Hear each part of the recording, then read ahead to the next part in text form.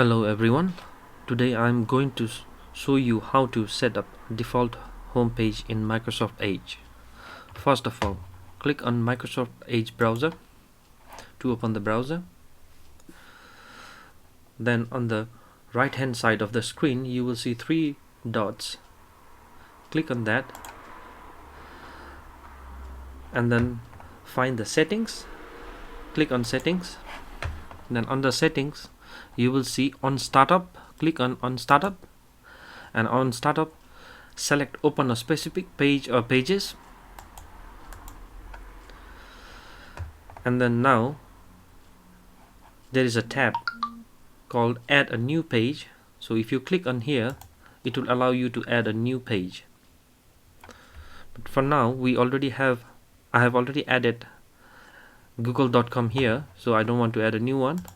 So if I want to change it to something else, then you just have to click on more actions, that is denoted by three dots, and then if you want to delete it, you can delete it. Okay, I will delete it for now, and then let me add a new one. So in the URL, so we have to add the new website. So let me add yahoo.com. So https://yahoo.com add. So now my default homepage has changed to yahoo.com.